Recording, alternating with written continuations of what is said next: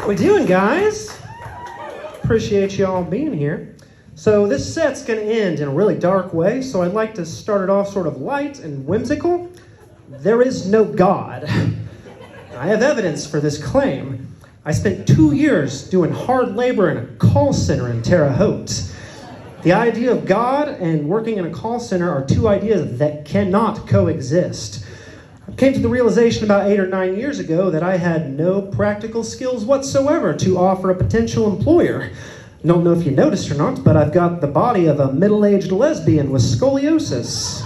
So factory work was just out of the question, and I couldn't find a way to monetize my knowledge of all the major and minor houses of Westeros and Game of Thrones, so call center it was. I don't know if you've ever worked in a call center before, but it is a fucking nightmare from start to finish, especially for me. I worked at AT&T's call center, so it was especially fucking awful. I mean, you've got people on the phone who have probably never been more mad at AT&T in their entire lives. And they are talking to people who are underpaid, unqualified, and do not give a shit about their fucking problems. Couldn't fucking care less. Now, the fact that I spoke English as my first language gave me sort of a leg up with people calling in. It got us off to a good start. The other good thing that I could deal with there is AT&T would give us $250 per customer, per call, to give them for whatever reason that we wanted to, which was a mistake that AT&T made to give us that cheat code to use on these phone calls from their customers. People would be on the phone bitching for a couple of minutes, and I'd just be like, listen, if I give you $250, will you leave me the fuck alone so I can start my lunch break on time? 100% of the time, it worked like a fucking charm. Very few problems in life that can't be solved if you don't throw enough of somebody else's money at it. So we were pretty much good to go there. People are fucking mean when they're talking to somebody they can't look in the eyes. They're cruel as fuck. I took a call once from a guy, answered the phone. I said, "Hi, my name is Michael. Thank you for calling AT&T. What seems to be your problem?" He's like, "Hey, you listen to me, you ugly little mama's boy faggot." And I was like, how did he know? How did he know? Know what his problem was? A $5 late payment charge on his bill. That's what had him so hot under the collar, he was dropping F-bombs to a total stranger over the phone. He was like, "So are you gonna do anything about this?" And I was like, "What? Oh, I'm sorry, I was fishing for 2s and 3s on Grindr and asking my mother if she wanted to make plans after work tonight.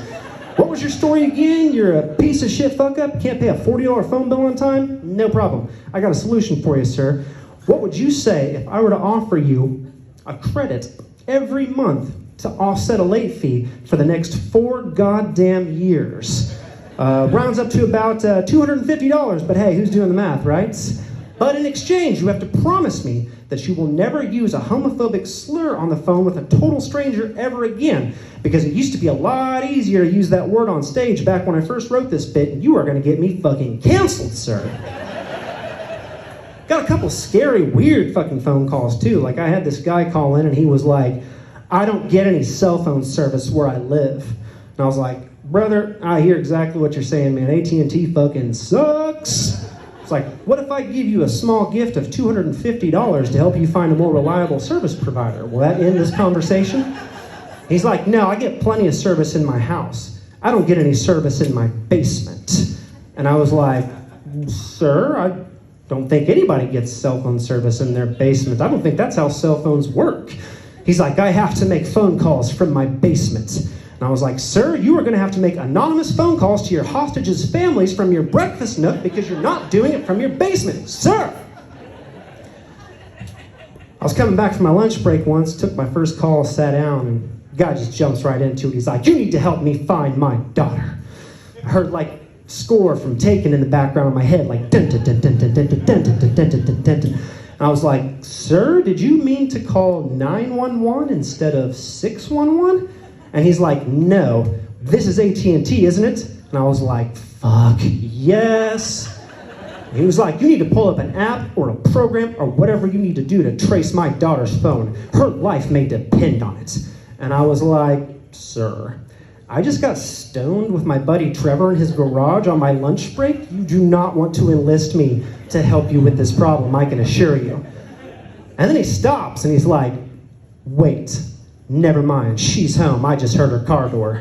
And I was like, "Sir, you need to stop smothering your daughter.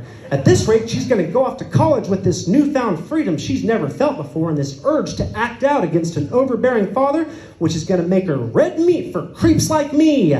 We can smell complexes like that across the campus under 2 sweatshirts and a parka. Congratulations, sir. You just got your daughter fucked by me. How are we feeling about that?" So, a couple of years ago, I got an adult coloring book for Christmas. I mean, not like one of those adult coloring books you get at Books A Million that help millennials cope with anxiety. I mean like an adult coloring book with pictures of people fucking each other in it. First thing I did with this coloring book was I drew all of the men, colored them all in just as black as a starless night sky. Ace of Spades, black. Wesley Snipes, black. Pretty sure I used a Sharpie, black. And then I drove over to my father's house on Christmas morning and stuffed it in his mailbox. That act of domestic terrorism could probably use some context. So my dad, great man, but he's one of those guys, he's a casual, harmless racist. He's just a front porch racist, he ain't hurting nobody, he's set in his ways, so we just roll our eyes and try to change the subject. He'll say things like, "I'm not a racist, but," and I'm like, "Oh, fuck, buckle up." He'll say, "I'm not a racist, but it makes me uncomfortable when I see black people and white people together in a relationship." And I'm like, "Jesus Christ, Dad, that's some Depression-era racism. You're not sharing these hot takes with your coworkers, are you? Please tell me that you're not." And he's like, "I also think that black guys look weird on motorcycles." And I was like, "Well, that's not really racist. That's just kind of true. I think everybody feels that way about it." My dad and I have a very interesting relationship. Probably when I was like 7 or 8 years old. You know the song Waterfalls by TLC? You know, "Don't go chasing what..." You know the fucking song. Don't make me sing the whole goddamn thing. So when I was like 7 or 8 years old, I could sing every single word to Left Eye's little rap solo in that song. I fucking nailed it. My mom thought I was the smartest kid in the fucking state. My dad thought that I was gay. He's like, "That's a tiny little gay person blossoming into an adult gay person. It's fascinating to watch." My mom's like, "He knows every single word. He's gonna be a fucking astronaut." My dad's like, "He knows every single word. He's gonna be in gay porn and we share a name." I'd be like 12 years old sitting outside reading fucking Batman Returns or some shit, and we had a basketball goal set up out there, and my dad'd be like, "Hey, you wanna play some basketball, son?" And I would be like, "Oh, I'm sorry, I thought there might have been a professional athlete behind me. I'm personally good on basketball." "No, I'm fine, thank you. I'm flattered you'd ask, though." He's like, I bet if there was a naked dude with a boner out there, you'd go and bounce some balls around." I'd be like, "I'm 12 years old, Dad. Thank you very much for further complicating an already tumultuous period of my development. I appreciate that." When I was in high school, I told my dad I got a role in The Sound of Music, and he was just like, it's like, "I bet those braces you got shred a teenage boy's penis like a cross-cut paper shredder, don't they?" I'm just like, "You're very funny, Dad. Tell you what, when I'm inevitably driven to commit a school shooting, I'll make sure you're featured heavily in the notes that I leave behind. So save some of these jokes, funny man, because you're going to be repeating them in front of a documentary film crew in a dozen years, so stay funny, Pops. Stay funny." I thought my dad was going to be pissed when I told him that he was going to be the grandfather to a bastard child. Nah, dude, my dad was fucking psyched. He was like, "Well, at this point in your life, I was expecting a knock on my front door and you with another gentleman saying something to the effect of, 'Dad, this is my black husband, Mark, and his dick looks like 3 dicks wrapped up with electrical tape.' So this is making me very happy right now. The fact that you were able to trick some poor young girl into believing that you're straight long enough to put a gay baby inside of her? I've never been more proud to call you my son than I am on this day." It's not just my dad either. I don't know what it is. When people first meet me, they think that I am a gay person. I don't know. I don't know if it's my almost religious aversion to professional sports. I don't know if it's my obsession with musical theater. I don't know if it's the fact that I meet strange men on Craigslist and suck their dicks in the parking lot of a KFC after the place closes. It could be anything. I don't know. Still working on it. So I'm going to leave you guys with this last tale. It's troubling, so strap in. So I've got an overactive, almost feral sexuality, and I don't like to take responsibility for any of my personality defects, so I have to have somebody else to blame. I blame my grandma. Stay with me. I'm always hesitant to tell the grandma story. It seems sort of disrespectful to her memory. But then I just say to myself, I was like, Michael, what would grandma say if you asked her if it was okay if you told this story? I think grandma would say, I'm dead. I could give a fuck.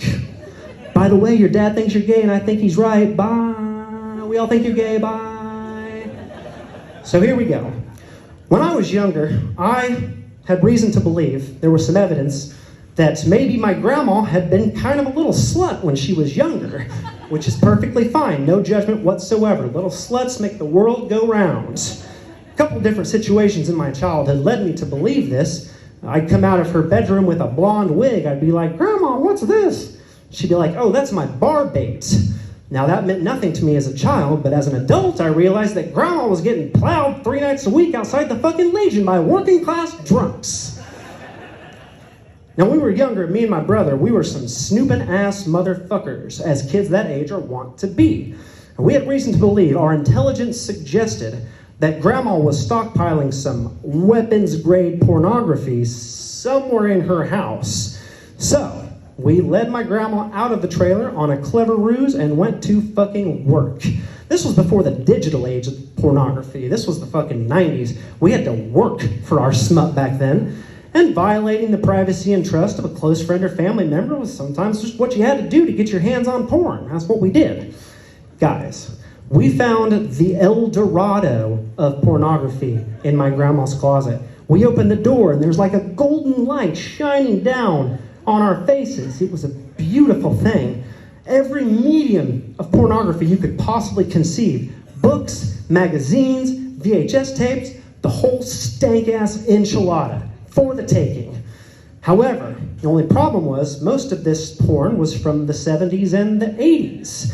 I don't know if you've ever seen porn from the 70s and the 80s, but it's essentially just matted clumps of fur bouncing off each other, spraying you in the eyes with sex and sweat. It's like a 4D cinematic experience. Porn was too fucking real back then. There were no Photoshop, no touch-ups, no perfect, beautiful bodies. These were your fucking neighbors. It was real. Just flab and gristle and unexplained bruises and blotchy skin just convulsing. I could have been a fucking porn star in the goddamn 70s. And I looked like Gumby fucked a tarantula. So, tells you what the rest of them look like. There was some fucking dark ass shit in my grandma's closet. We're talking like sexually aggressive midgets and misunderstood hermaphrodites. My brother was like, okay, I'm out. I was like, good, more for me, pussy. This is no way for a 12-year-old to discover sexuality. I may have had the body of a 12-year-old, but my libido accelerated dramatically that day. I had the libido of a 40-year-old sucking on a toothpick at the end of a singles bar wearing a gold chain and a polyester leisure suit. Explains a lot for people that know me personally. You fucking get it now? I'm a victim here. So I got to a certain point where I just couldn't handle having this fucking shit in my possession anymore. I was having nightmares of drowning in bodily fluids and choking on pubic hairs, so I decided to just fucking dump core and peace. So I hawked the entire collection off piece by piece at Rosedale Elementary School, sending an entire generation of Park County boys into the world with a twisted and very unfortunate understanding of sexuality. I was like a pint-sized, pudgy little Larry Flint, a pot-bellied Larry Flint. It was fucking incredible. I made some serious fucking scratch that semester in 6th grade. So fast forward 15 years. Grandma, rest her soul, takes the long, hard dirt nap. My father and I are tasked with cleaning out her trailer, which is a prospect that makes us all extremely uncomfortable. Guys, if you take any wisdom from this story, let it be this. If you've got anything in your house that you wouldn't want your mom to find, just fucking burn it. Dude, you're fucking Buck Rogers in the 21st century, man. The breadth of human depravity is available encrypted at your fingertips. There's no kink worth subjecting your fucking family to processing shit like that on top of the grief they feel if you kick the bucket unexpectedly. Just get rid of it.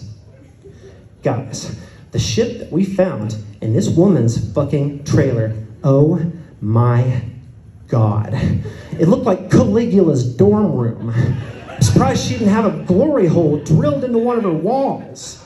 If my mom asks anybody what a glory hole is after the show's over, tell her to mind her own fucking business.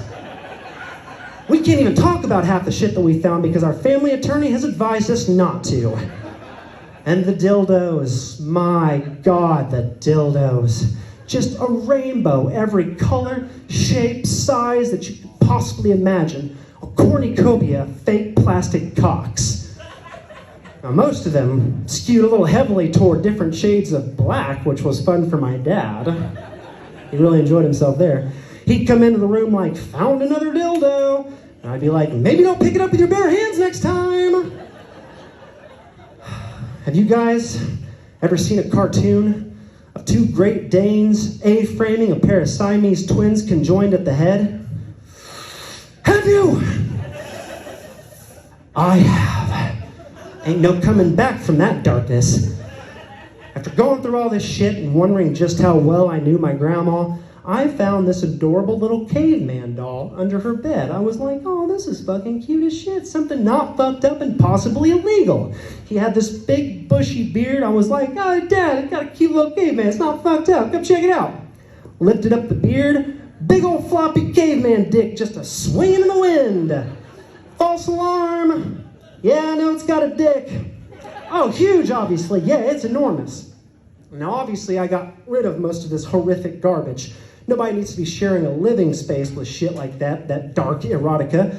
That's an open invitation for sex demons to molest you in your sleep. However, there were a couple of things that I just couldn't bring myself to part with. Big old floppy dick caveman, a ceramic cock painted to look like Jesus Christ, and a trashy dime novel about interracial bestiality. I just couldn't part with them. I don't know what it was. Now, this strange compulsion, in conjunction with a book on witchcraft we found in my grandma's bathroom, leads me to believe that she's actually using these grotesque sexual artifacts as horcruxes to store pieces of her soul in, waiting for some dipshit to stumble across that she can use as a host. So if you ever run into me and I'm asking you how to get the television set to channel 2 so I can watch my stories, or where the fuck did all my goddamn dildos go, you better get the magic feds on the horn because that dirty old whore's back in a scary-ass fucking way. Guys, that's all I got. I appreciate you, man. My name's Michael Oellig. Next up, keep it going for Cole Rosselli.